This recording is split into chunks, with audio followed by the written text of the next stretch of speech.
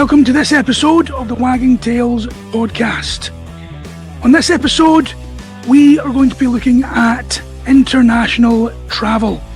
What we're aiming to do on this episode is to give listeners a fairly comprehensive guide on relocating with your pets.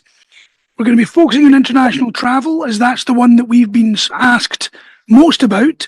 However, we will be touching on certain aspects of things simply like moving house. So what we're going to be looking at here is preparation, travel tips, the legal requirements, how to help pets get prepared and adjusted to their new homes. Now, with us, we have Sherry from the Flying Fido. So I'd just like to welcome you onto the Wagging Tales podcast and ask you just to give us a little bit of an introduction, if that's okay. Hi, so I'm Sherry from the Flying Fido. We have been doing this for about 8 years now. And we started out as rescuers. And here we are relocating animals because a lot of failure fosters like you guys needed to move somewhere. So here we are. It really came from you just seeing the need for it because people were obviously having to travel back to wherever they were from or overseas, and you saw a gap in the knowledge that people had to do that. Yeah, that's right. Nice. That's a really nice way of getting into it. Actually sounds quite similar to why we do what we do as well, to be honest. Yeah. Pretty much. Okay, so what we're going to do is we'll start off pragmatically here. We're going to look at, first of all, the pre-relocation preparation. So, of course, Sherry, although we are going to be talking a little bit about this from the behaviour and the training side of things, you've got a lot of experience in this. So please just let us know if you've got any input or you're wanting to say anything, or even if you want to call us out on something you feel that could be done better, because I think that's also important. So, first of all, the big thing that everybody always talks about as soon as they know they're traveling overseas is crates. First and foremost, choosing the correct crate. Sherry, would you be able to shed some light on that for us? Most importantly, number one is always safety. So our advice is always to get a good crate from a reputable manufacturer. And and the right size, of course, for the pets. That would be really important. Can crates be too big? Because a lot of people that get crates, they want I want a lot of space for my dog or cat. So yes, it can be too big. If you are having a French bulldog and you are getting a crate that is like the size of a castle, it's probably not that safe because they get to, when they are being moved from the cargo area to the aircraft, they might tumble, around inside the crate. Like you were talking about good manufacturers, right? So if somebody skims out and then goes for a cheap crate, what's like the worst things that could happen? So the quality of the plastic might not be good. It will snap easily upon pressure, and or some anxious dogs might chew on the plastic and it gives way easily. And also the integrity of the grills in front to withstand banging from an anxious dog. So these are the things that you need to look out for. And can you just tell us a little bit about what the requirements are from the airline standpoint? Because it seems sometimes that airlines have got different requirements for size or type of crate and things like that. Yeah, so we adhere to IATA's regulation for pet crates. The pet must be able to stand up fully with a leeway of about 10 centimeters and will be able to turn around fully in the crate and lie down comfortably. Okay. Yeah. That's a very good rule of thumb.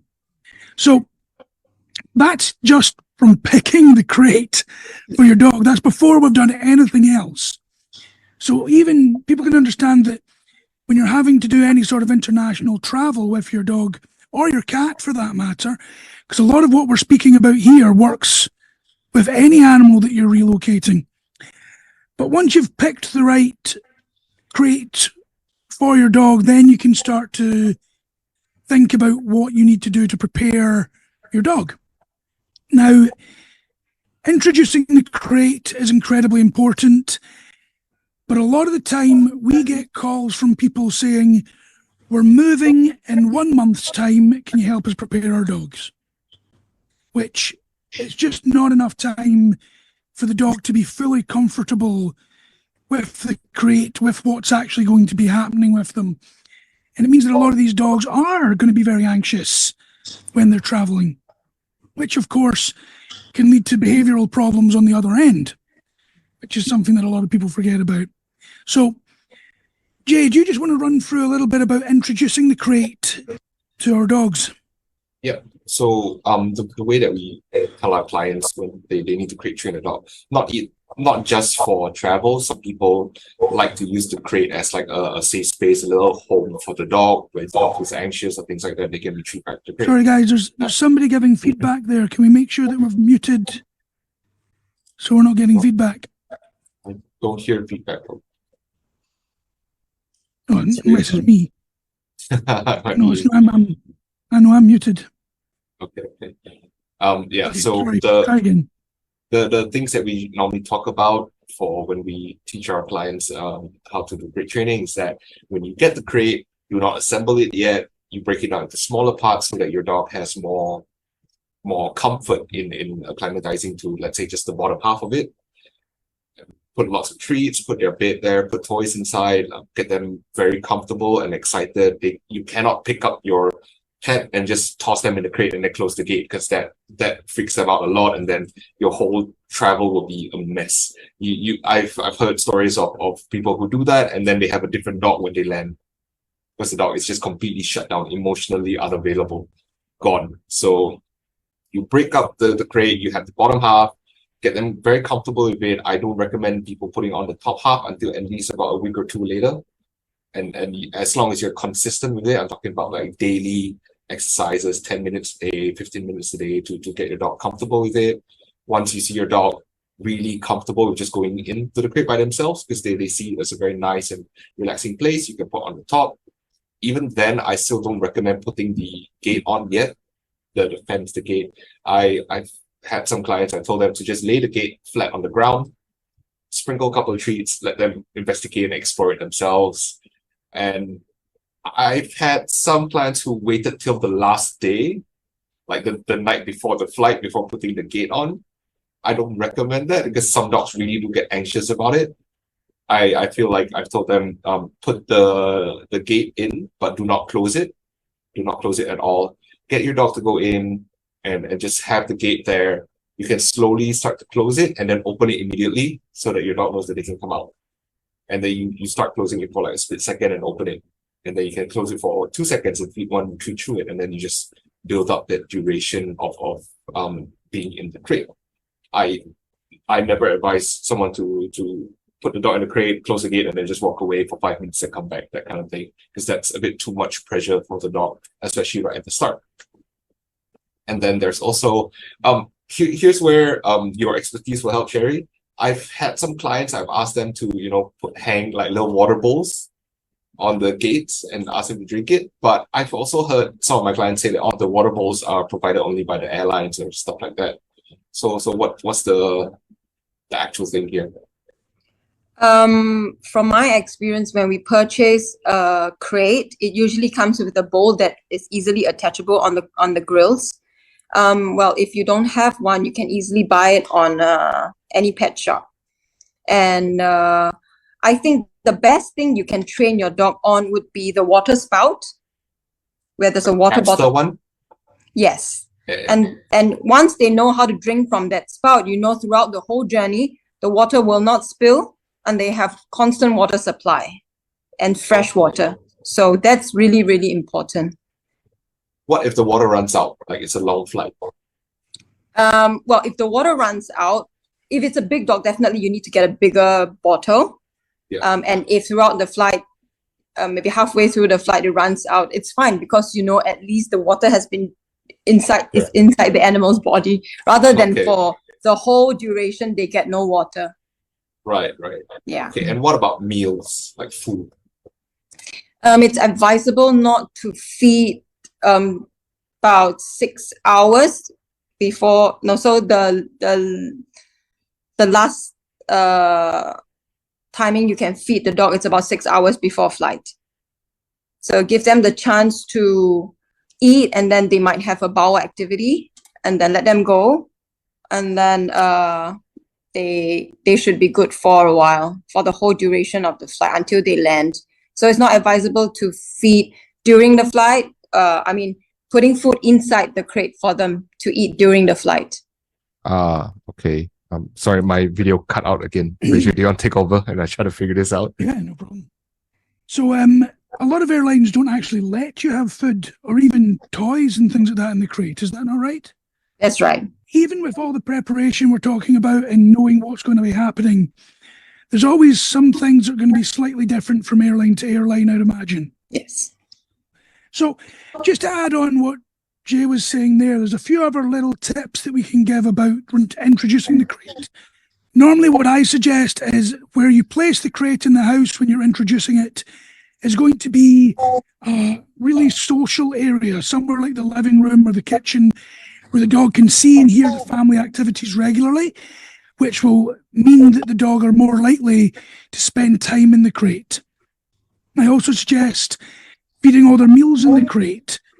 I also suggest doing things like boundary exercises with the crate as well, so that you're actually doing training with the crate rather than just trying to get the dog to be okay with the crate. All of these things come quite naturally when you're doing a progressive crate training. So that's certain things like leaving the dog alone, overnight training, things like that. We do have an article on crate training on the website for anybody that's interested in more detail on how to actually do that. And of course, if anybody's really struggling with the preparation, what I would suggest is reaching out to us so that we can help you and your specific dog. In the same way that if you're struggling with what we're about to start talking about, I would advise you reaching out to Sherry to make sure you're not getting caught out in any of the actual process here. Okay, so a few more things that I'm sure both of you will agree with here is we always talk about the crate, but there's a lot more to travel than the crate itself. You've got the actual journey. So you've got airport noise. You've got the noises of being shifted from the airport to the outside the aircraft, to going inside the aircraft, traveling in the aircraft. It's quite a lot to deal with. What I'll do just now is I will find here we go, just bear with me. This is a good video that's on YouTube, and it shows us the journey of a dog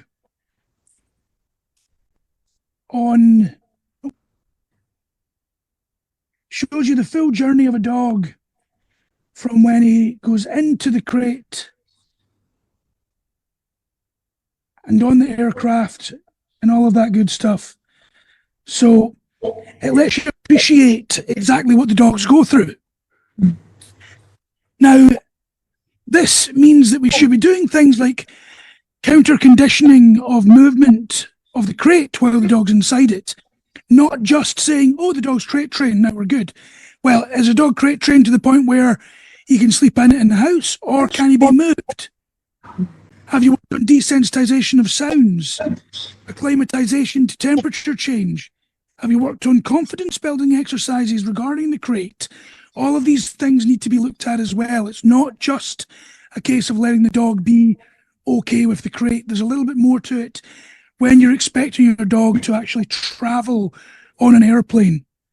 So that's even, again, just to do with the crate and the travel. But also, before we move on, Sherry, do you have anything else to add to that? Like you said, there are actually more than just crate training alone. For example, the movement of the crates, it's really important that the animals don't get startled inside the claustrophobic crate. So it's really important to make them desensitize, the movement, the sound, the really loud aircraft sounds, and the banging of cargo. Yeah, and also temperature changes. So flight planning is really important, where you plan your flight such that it lands at a similar temperature, maybe at night. And so the aircraft temperature and the ground temperature would be similar. Yeah. That's a really good point, actually, to sort of plan it so that you're not putting the dog through that shock. And as we always say, it's setting the dog up for success. Totally. Yeah. That's also quarantine to plan. That's right. Yeah, we'll touch on quarantine a little bit later. That's a big one. That's a big one. Okay, so even just for moving house, this is the same sort of thing. But when you're moving internationally, you've got familiarization of moving supplies. So let's just say if you are moving internationally and your dog ends up in this new apartment or new house, there's going to be boxes everywhere. As your dog used to be having boxes everywhere, have those moving supplies around your old home so that your dog's not completely shocked when they move. Have you set a routine which can be maintained at both ends? So, for example, if your normal routine is taking your dog to a busy cafe, but you're moving internationally to the countryside, well, you might want to alter the routine so the dog's used to a routine which is a little bit quieter. So when you move to the area that's quieter, it's not such a shock to the dog's routine. So thinking about all of that stuff is very important as well. And then the simple things that most people do think about is things like, does your dog have a safe space in a new house? What's going to be the familiar objects that you're going to be shipping across? So is it a bed? Is it the crate itself? Do you have blankets or old t-shirts that your dog is used to? These are the kind of things that you need to make sure you are bringing to the new home. So all of that is very, very important, as well as the obvious one of updating the identification information for your dog, because that's something that can be overlooked. So, Sherry, if you've got anything more to add on that, that's great. But I'm also interested in quarantine. If you can tell us about quarantine, which main countries you have to do the quarantine in and what to expect. Well, if it's out of Singapore, a lot of countries for our pets entering, they do not have to serve quarantine. But we do have Australia is one that we have many clients moving into, and we have to serve a 10-day quarantine there. And we also, for New Zealand as well, there will be 10 days quarantine. For moving into the UK, no quarantine. Yeah. So for pets moving into Singapore, it depends on the category of the countries coming in. We have from 10 days to 30 days and also home quarantine on case-by-case basis. Okay, that's good. Let's look at people coming into Singapore. What can people expect the quarantine to be like? What can they do to make it easier for themselves and their dogs? So in Singapore, the quarantine is actually really pleasant, and the staff there really loves animals. So the feedback I get from a lot of owners are that it has been a pleasant stay, even though if it's even 30-day stay, the pets are bright and happy and they go home very well. So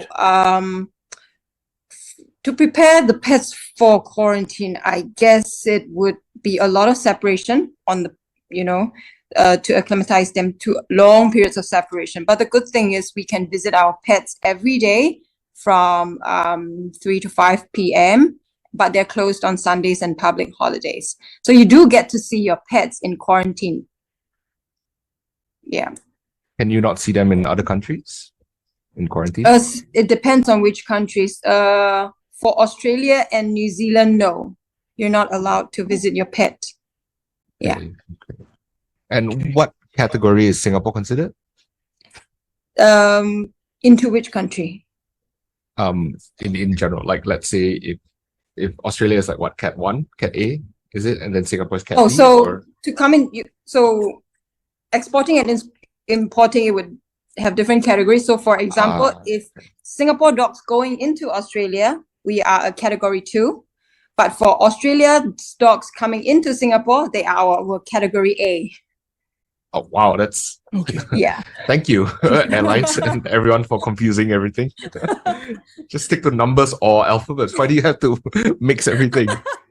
Yeah. So it really depends on whether you are outgoing or incoming and what kind of category you are in that country. And I suppose that's what makes it important to either know exactly what you're doing or make sure you're finding an agency like yourself that can guide them properly. That's Because right. there is so many differences. Yeah. So what I would say about quarantine preparation would be make sure that you've got your dog evaluated for confidence and independence. Make sure you've done things like the same sort of aspects that you would do when you're trying to get your dog to be ready for going to the vet. Can they be handled by people? Are they confident around strangers? Are they contented settling down? Have you done your sort of exercises that's required to help your dog gain some independence and confidence? And if your dog has separation anxiety, for everything that is holy, make sure you have done plenty of preparation. So if you know that you're potentially moving overseas and your dog's got separation anxiety, you should be working on that 6 months plus in advance so that your dog doesn't come out a nervous wreck. So these are the sort of things that we really need to be aware of, because quarantine can be pleasant for some dogs in some countries, but others not so much. So we need to be aware of that when we're planning anything and make sure that we're putting in that work and getting the advice that's required so that we don't end up getting a nasty shock. Yeah. Okay, so that's all the preparation. We've not even got to the stage where we're traveling yet. So now let's look at the legal and health considerations for international pet relocation. So roughly, what sort of the necessary vaccinations are needed? What can we expect is required of our dogs and our vets before we move them overseas or bring them to Singapore or anywhere else? So the general vaccinations, like your core vaccinations, that's almost always required. And for most countries, the rabies vaccination, even though Singapore is rabies free. So it's required on the other end. And also, especially for snub-nosed dogs, flat-faced, you have to get the vet's recommendation to see whether they are suitable to fly, because a lot of them are not. Mm-hmm. They have breathing problems. Yeah. What other options do people have if that's the case? If the dog can't fly, is there any way of doing road trips or by sea or anything like that if the country's not too far? By sea, probably not. By road, maybe possible. But then again, it depends on the destination. For example, if you're going from Singapore to Malaysia, that's possible. But let's say if you're going from Singapore to Thailand, you have to pass through Malaysia, which also means that you have regulations of Malaysia to adhere to before you go on to Thailand. That's a very good point, because I know that one of my friends' mum fostered a dog from Turkey, and they basically drove the dog from Turkey through Europe into Scotland. Yes. But that was before Brexit, so you could just drive through the EU. Not sure how that would work now. So Pretty driving difficult, is driving is possible, but it's just very complicated. It is, right. Okay. And sea travel's not an option, unless, of course, you get a cruise ship, I guess. So I have checked out some cruises before, and from what I gathered, it would be the pets are not allowed out of the crate. So it would be a terrible 1 to 2 weeks inside the crate. Yeah. I'm not sure whether regulations have changed since. That was a few years back.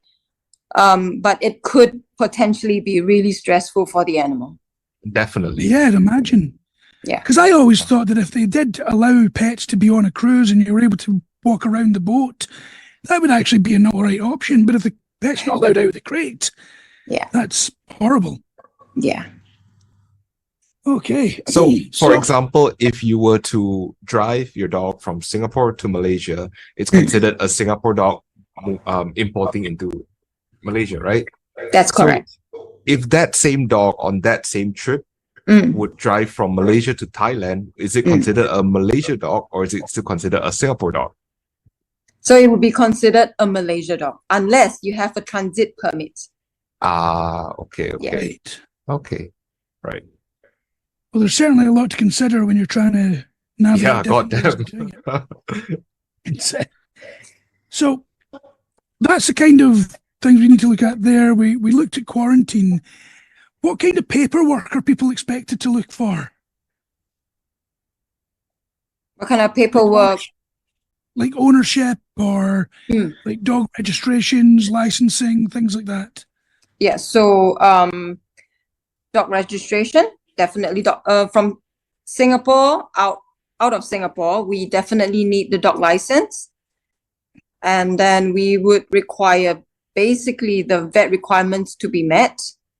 And then at the end of it, we have another final check to make sure that the dog is fit and healthy for travel. And then AVS would endorse everything, every single document, and then you are ready to go. So do you find it easier when you're working with clients that are in Singapore moving overseas rather than clients that are coming into Singapore from overseas? So what happened is we are in an association called IPATA, International Pet Travel Association. We work with agents all around the world. So if I have a client in Australia that engaged an Australian agent, they would call me and say, "Oh, Sherry, I have a dog coming to Singapore." You would collect the dog from your end. And then we work together on both ends. Okay, that's good.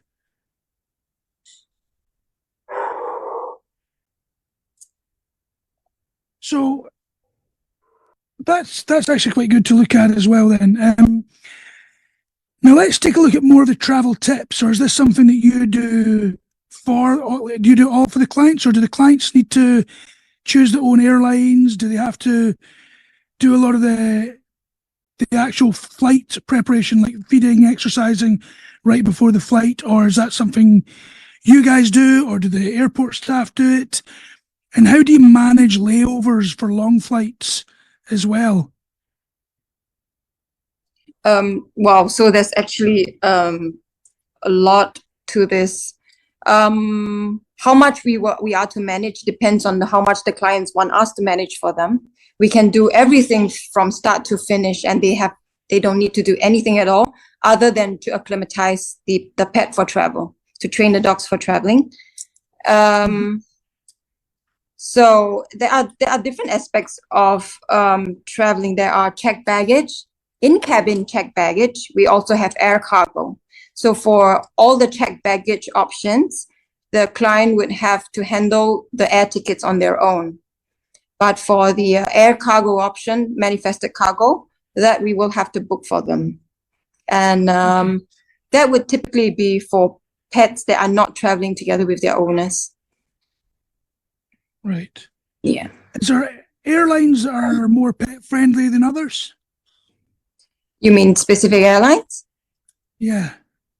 There are a few airlines that we prefer to use.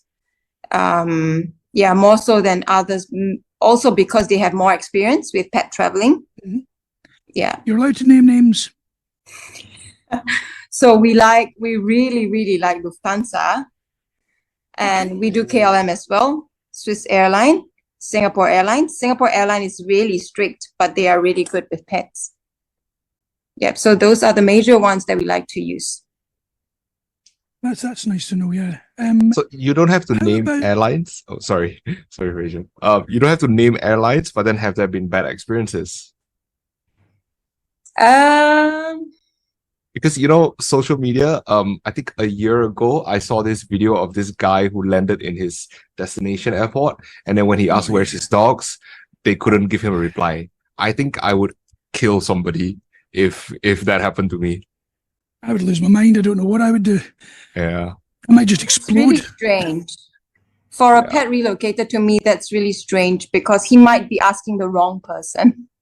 Yeah, I mean the guy at the counter obviously didn't know, Yeah. but I can't imagine what was going through his mind. But I mean, For sure. in like 2 hours, an hour and a half, 2 hours later, they found where the dogs were, and then they reunited him, so that was fine. But like that must have been a hell of a 2 hours. Yeah, I cannot imagine. Yeah. Man, I've only been away from my dogs for a week and I'm already losing my mind with it. And that's with my mum and my sister's dog that I can use as stand-ins. Okay, so with that, which airlines, if any now, because I'm not sure, I know that a few years ago there were some airlines that allowed dogs in the cabin because we had a great situation where we were basically training the dog up to be able to be in the cabin.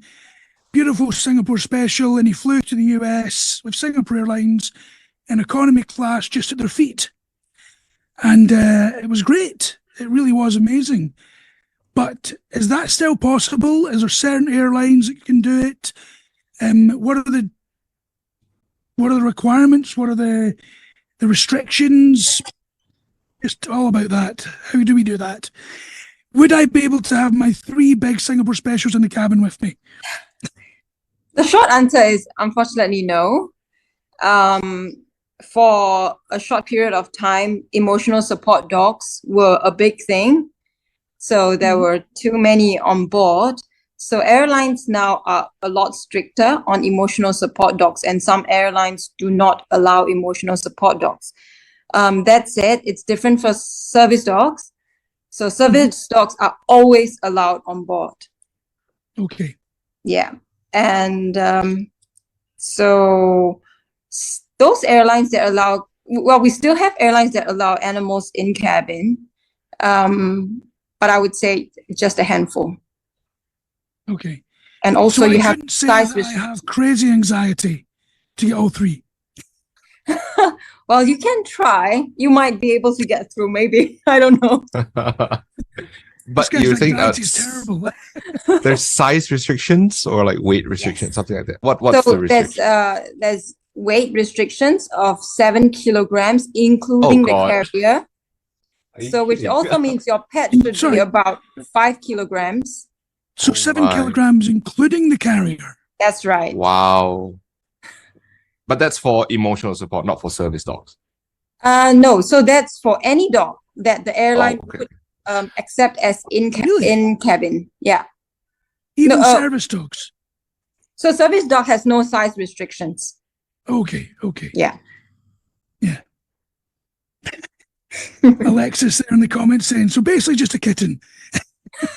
Yes, kind of. Yeah. A barking kitten.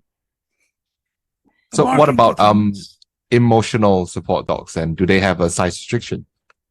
No, they don't. Okay. So Sorry. both service and emotional. Support dogs have size restrictions. Service dogs don't. No, both don't. Both don't. In cabin don't. dogs, like just a pet has a size restriction.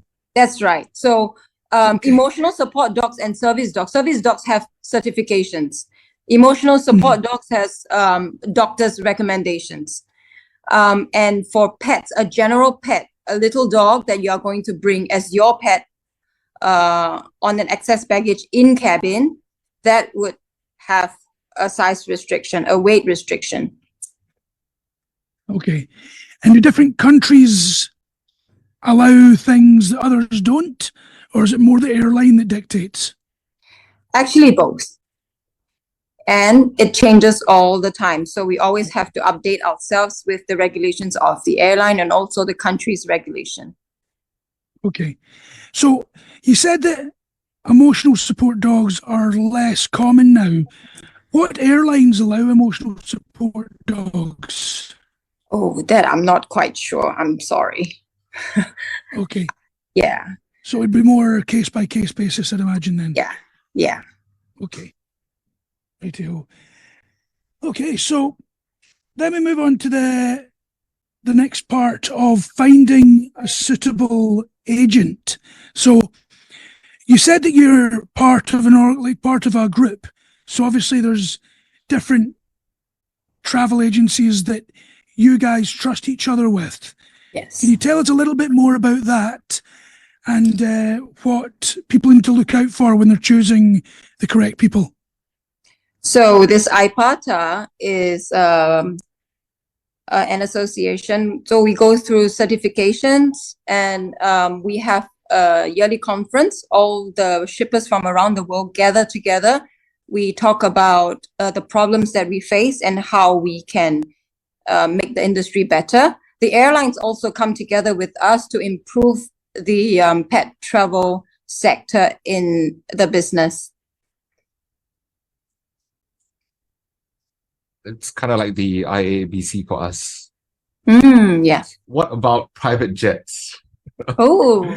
Is that something you guys do as well? Yes. I just had okay. one yesterday. Oh wow! And is it like just one animal, or is it like a group with a few animals? There were 3 adults and 2 pets. So it's a golden retriever with a cavadoodle. So Okay. they were going to Sri Lanka on a private jet. Yeah. Okay. Well, the good thing about it, I'm not quite sure if I'm allowed to say that. They technically don't have to be in a crate the whole time. To me, that's a plus. Okay. So they What do you mean by technically? It's a private jet. They can do whatever they want. Is it yeah, that sort of thing? so they were mostly on their owners' laps, I would say. Okay. Even a golden retriever. Yeah, all right. Yes. I'll post that up on perfect. my Instagram. That picture with him with the golden retriever on his lap. Wow, that's nice. Because I think I've seen on Facebook a Singapore group about people who need to travel or like need to relocate, and then they kind of like get how many people can fit in a private jet? Well, it depends on the aircraft itself. So there are, I think, 10 seats or 20 seats, depend on which aircraft that you book. Right. So if it's 10 seats, is that like 5 people and 5 dogs allowed, or is it like 10 people and 10 dogs allowed?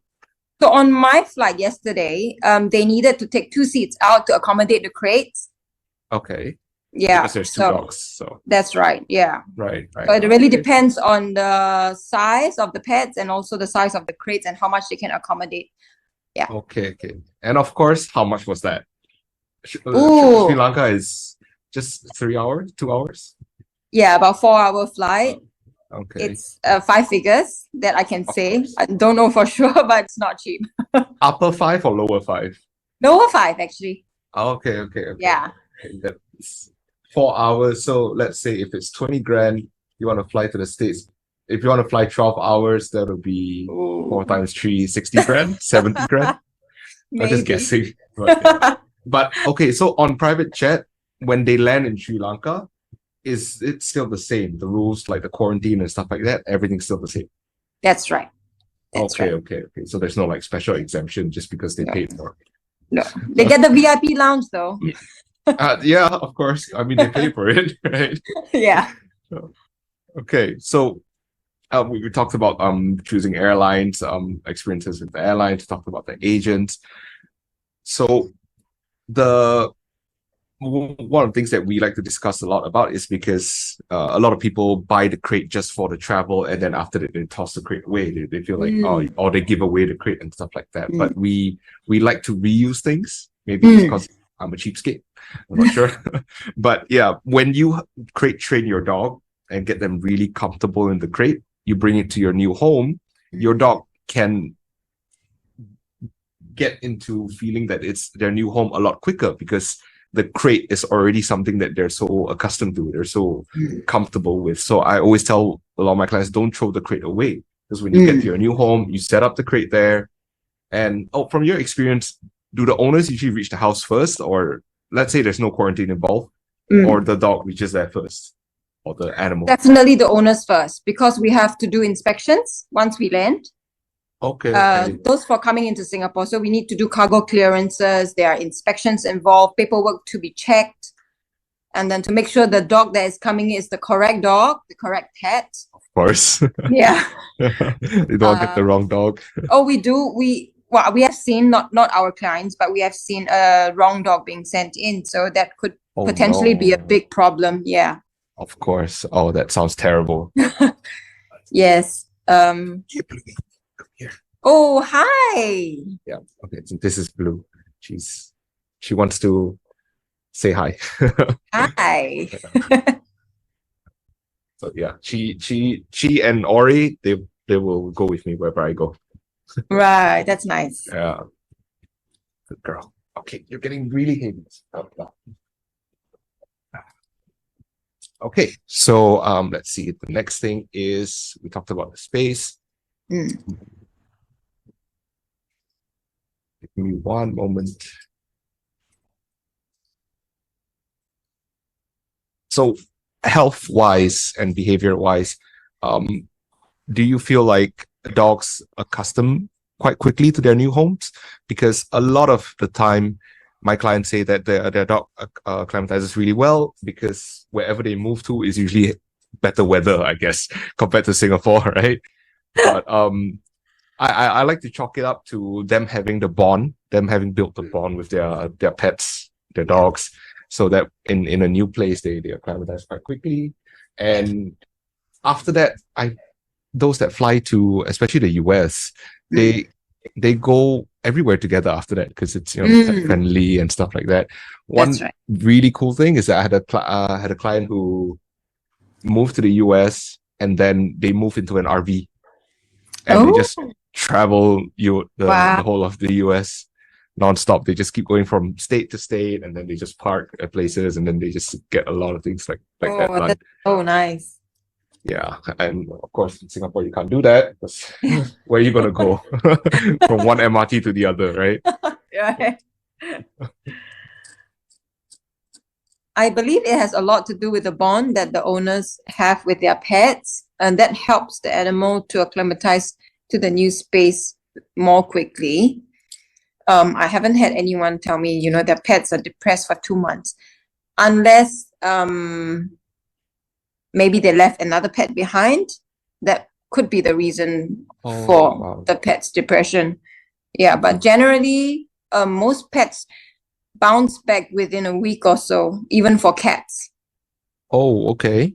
Any health concerns like after travel? Not quite, because we really check the animal before traveling to make sure that they are fit and healthy for travel.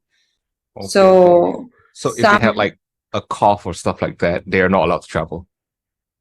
Yes, that's right. So if it's visible signs of illnesses, so like coughing or they are lethargic, they are just not bright, usually they will get rejected from the airline. What about like skin issues? Like, sometimes in Singapore it's seasonal, right? Some dogs shed a lot, get very itchy. If they are traveling during that period whereby, I don't know, their body flares up and has a lot of patches, so are they still allowed to travel? They are. Typically for dogs with severe cases of skin allergies, they would usually already have a prescription or a doctor's letter to say that, this is an ongoing problem, they are on medication. As long as it's not contagious, then it should be fine. Okay. Yeah. It's good. That's quite a lot of information. And I think you can tell that I had a lot of personal questions as well. Please. Happy to help. Yeah, because it's always a question mark. Like when clients ask me about some things, I can't really give them a definitive answer, right? Because I'm not in this industry. So it's good to know that I'm basically asking questions for my clients and for myself as well. Yeah. But it's good. We definitely, if we have clients who are willing to who need to travel, we'll just drop them your contact. Thank you. Tell you. One thing we do with a lot of people that we work with is that we have a consultation report from the first time we meet that dog, and like ongoing reports about how the dog has progressed and stuff like that. So let's say we have a boarder or a daycare, right? And then we introduce our client to the daycare. What we'll do is we'll send the daycare that report. So do you think it would help you if like one of our clients approach you and then we just send you that same report? Or is it not really necessary?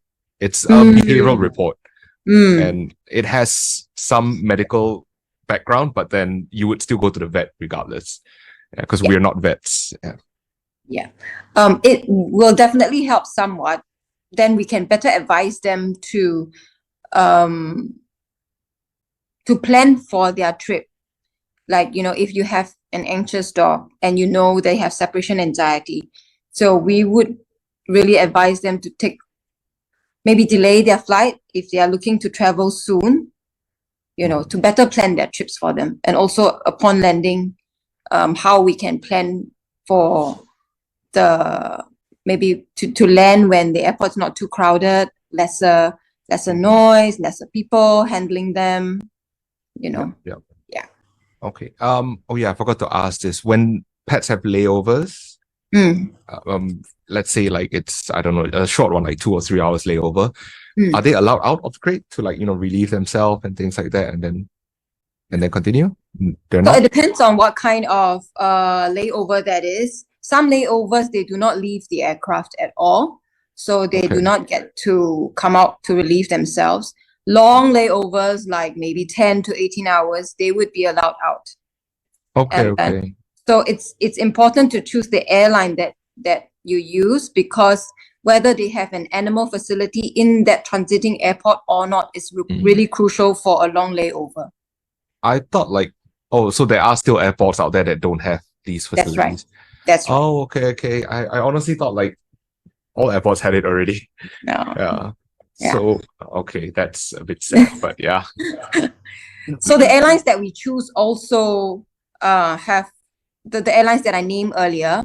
They have facilities that are really good, and for long layovers, the pets get to relax, stretch themselves out. Okay. So if, let's say, I were to go to the States and I do not require any quarantine, right? I take the same flight with my dogs. Can I wait at the airport for my dogs to be released and then I just bring them myself?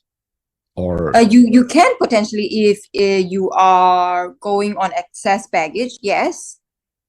Excess baggage, that's bringing up on, or you mean checking? Excess bag, yes. So for a big dog, it's still in cargo, but you check the dog in as per normal when you check into the passenger terminal.